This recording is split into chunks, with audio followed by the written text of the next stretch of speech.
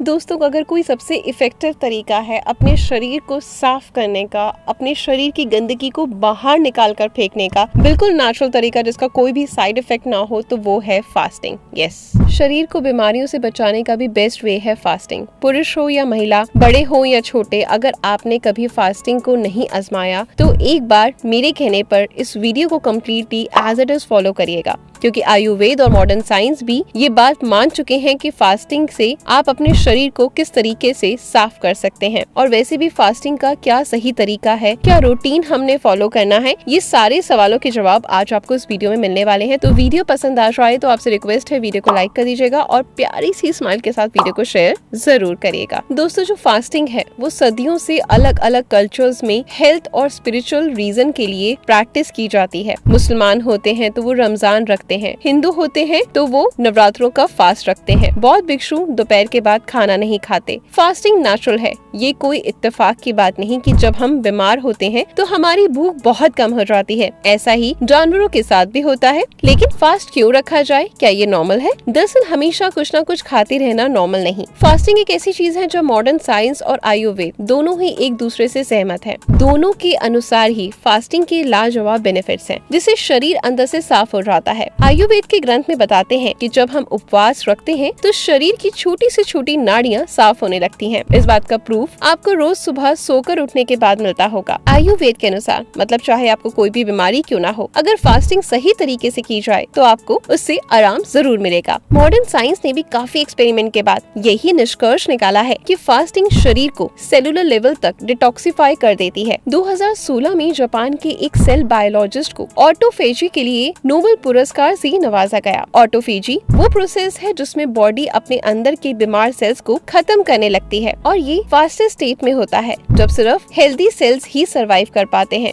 जबकि cancer, cyst, tumour और बाकी अनहेल्दी सेल्स खत्म होने लगते हैं। फास्टिंग सिर्फ बीमारियों के लिए नहीं बल्कि डे टू डे भी इसके बेनिफिट्स देखने को मिलते हैं, जैसे कि weight loss, improve digestion, glowing skin, लंबे घने बाल और बेटर ब्रेन। अब एक लाइन में कहूँ तो ये अल्टीमेट डिटॉक्स है जो बॉडी को चाहिए। फास्टिंग कोई नया कॉन्सेप्ट नहीं है, बस हम भूल गए कि कितने ही महान लोगों ने फास्टिंग को सबसे इफेक्टिव मेडिसिन बताया है। वैसे अगर फास्टिंग इतनी इफेक्टिव है तो क्यों लोग इससे डरते हैं? तो क्यों ऐसा जनरल प्रिसेप्शन है कि फास्टिंग नहीं करनी चाहिए? इसका कारण ये है कि बड़ी बड़ी फूड कंपनीज और फार्मेसी कंपनीज ने एडवर्टीजमेंट के थ्रू हमारा ब्रेन वॉश किया है। फास्टिंग बिजनेस के लिए तो खराब है ही, क्योंकि इनका जंक फूड कौन खाएगा? फास्ट करने पर आ जाएंगे तो दवाइयाँ कौन खरीदेगा? लोगों ने फास्टिंग से ही बीमारियाँ ठीक कर ली। एक मिनट के लिए सोच के देखिए कि ये बड़ा कारण है जिसकी वजह से आज फास्टिंग को लेकर इतना कुछ सुनने को मिलता है। लोगों को ऐसा प्रिटेंड किया जाता है कि फास्टिंग से मेटाबॉलिज्म कम हो जाएगा। आपको शायद ये बात जानकर हैरानी होगी कि फास्टिंग से मेटाबॉलिज्म कम नहीं बल्कि बढ़ता है। एक स्टडी के मुताबिक 4 दिनों की फास्टिंग से बेसल मेटाबॉलिक रेट 12% बढ़ गया और 22 दिन के ऑल्टरनेटिव डे फास्टिंग से BMR रेट में कोई कमी नहीं आई। इससे बड़ा प्रूफ और क्या होगा? एक और कॉमन मिथ है कि फास्टिंग से मसल कम हो जाएगा। एक स्टडी से ये भी पता चला है कि फास्टिंग बॉडी से तब तक मसल को रिड्यूस नहीं करती जब तक कि बॉडी का फैट बहुत कम ना हो जाए। मतलब अनलेस आप सुपर स्किनी हैं तो आपका मसल मास के बारे में बिल्कुल चिंता करने की जरूरत ही नहीं। इनफैक्ट फास्टिंग से ह्यूमन ग्रोथ हार्मोन बहुत जल्दी बढ़ता है। स्टडी के मुताबिक 3 दिन फास्ट करने से HDH हार्मोन 300% बढ़ गया। ज्यादा HDH का मतलब कम बॉडी फैट और ज्यादा मसल। लेकिन क्या बॉडी का एनर्जी लेवल फास्टिंग से कम नहीं होता? एक्चुअली इंक्रीज होता है। एक स्टडी में पता चला कि 3.5 दिन की फास्टिंग से भी एथलीट की मेजरमेंट्स,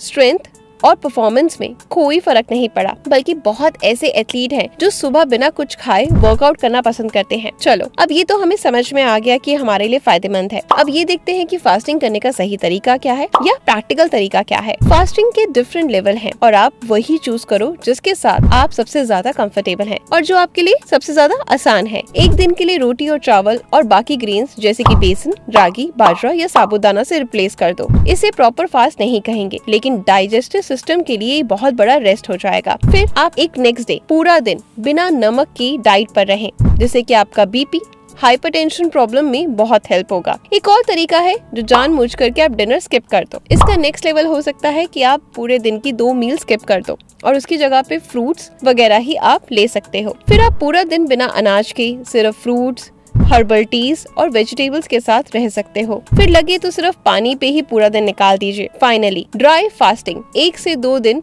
बस ऐसे ही धीरे धीरे बढ़ते जाएं। आयुर्वेद की माने तो 21 दिन तक हम ऐसा कर सकते हैं बिना किसी हेल्थ प्रॉब्लम के, लेकिन ये गाइडेंस के अंदर ही होना चाहिए। आप किसी भी तरह का फास्टिंग क्यों ना अपनाओ, सबसे पहली चीज है कि वो स्ट्रेसफुल नहीं होना चाहिए, पनिशमेंट की तरह फील नहीं होना चाहिए, बल्कि इस बात की सेटिस्फेक्शन रहे कि आप अपनी बॉडी के डाइजेस्टिव सिस्टम को रेस्ट दे रहे हैं और आपकी बॉडी की इंटेलिजेंस अंदर से रिपेयर कर रही है। जैसे फास्टिंग सही तरीके से करना जरूरी है, उसी तरीके से फास्ट को सही तरीके से ब्रेक करना भी जरूरी है। लेमन, हनी या किसी फ्रूट से फास्ट तोड़ना चाहिए। आपका जब मन करे तब फास्ट कर सकते हैं, लेकिन सबसे आसान दिन होता है एकादशी का दिन, जिसे हमारे कल्चर में फास्टिंग के लिए बहुत अच्छा माना गया है। इस दिन फास्टिंग करना यानी एकादशी के दिन फास्टिंग करना क्यों इजी होता है? क्योंकि इस दिन प्लैनेट की ऐसी पोजीशन होती है जो आपकी फूड क्रेविंग्स को नेचुरली कम कर देती है। फिजिकल, मेंटल और स्पिरिचुअल बेनिफिट एकादशी फास्ट में ज्यादा होते हैं। इस महीने एकादशी कब है इसके लिए आप गूगल कर सकते हैं और फास्ट रखना शुरू कर सकते हैं। तो आपको अपनी बॉडी के हिसाब से समझकर फास्ट रखना चाहिए। अगर आप 14 साल से छोटे हैं, प्रेग्नेंट हैं, बीपी के पेशेंट हैं, तो फास्टिंग अवॉइड करें। मैं अपनी डाइट को इस हिसाब से रखती हूँ कि सूरज ढलने के बाद कुछ नहीं खाती, बल्कि कभी कभी तो पूरा दिन फास्ट रख लेती हूँ। सच कहूँ तो स्टार्टिंग में थोड़ा सा मुश्किल लगता है और बहुत तेज भूख लगती है, लेकिन धीरे धीरे आप पहले से ज्यादा अपने आप को स्ट्रॉन्ग पाते हैं और फास्टिंग रखने के बाद आप पहले से ज्यादा एनर्जेटिक और फिट महसूस करते हैं। अब हम बात करेंगे 4 ऐसे टिप्स की जिसकी वजह से आपको फास्ट करना काफी आसान हो जाएगा। पहला, गर्म पानी पियो जब भी आपको थोड़ी सी भूख लगे। दूसरा, रोज रात को डिनर 7 बजे से पहले कर लीजिए। तीसरा, अपनी बॉडी को 1 महीना दो फास्टिंग के यूज्ड टू होने के लिए,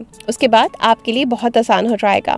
फाइनली और सबसे इम्पोर्टेंट ये कि छोटे छोटे स्टेप्स लो, कोई जरूरत नहीं एक बार में बहुत लंबा फास्ट रखने की, ठीक है? कभी कभी हमारी हेल्थ प्रॉब्लम का सोल्यूशन कुछ खाने में नहीं बल्कि खाने से दूर रहने में होता है। सोचो, आपको साल में 365 दिन ऑफिस जाना पड़े, यही हालत हो जाएगी हमारे डाइजेस्टिव सिस्टम की फास्टिंग के बिना। इसलिए अगर आप 365 दिन सिर्फ खाते ही रहेंगे तो सोचिए आपका डाइजेस्टिव सिस्टम का क्या ही होगा। फास्टिंग काफी सिंपल है, फ्री है और इसके अमेजिंग हेल्थ बेनिफिट्स हैं। ये मैं नहीं बल्कि जब आप रखना स्टार्ट कर देंगे और आपकी बॉडी थोड़ी सी यूज्ड टू हो जाएगी ना, तो आप देखना आपको कितना अच्छा और हल्का महसूस होगा। हमेशा जब भी आप उठेंगे, बैठेंगे, कोई भी काम करेंगे, आपकी बॉडी बीच में नहीं अड़ेगी। आपने मोटे लोगों के साथ या आपका वजन ज्यादा है तो आपने नोटिस करा होगा कि जब फर्श से कुछ झुककर उठाना होता है या फिर बैठना होता है, तो अगर आपका वजन ज्यादा है, तो आपको हेल्थ इश्यूज हैं, तो आपके लिए कितना प्रॉब्लमैटिक हो जाता है। आपकी जिंदगी बहुत ही खराब हो जाती है, चाहे आपके पास जितना मर्जी पैसा क्यों ना हो, है ना? तो अपनी जिंदगी को एंजॉय करें, हल्के फुल्के रहें, एक्टिव रहें और हमेशा हंसते मुस्कुराते रहें और मेरी वीडियो को यूं ही लाइक करते रहें। आपकी इशरा मिलेगी कल कुछ नई चीजों के साथ। धन्यवाद।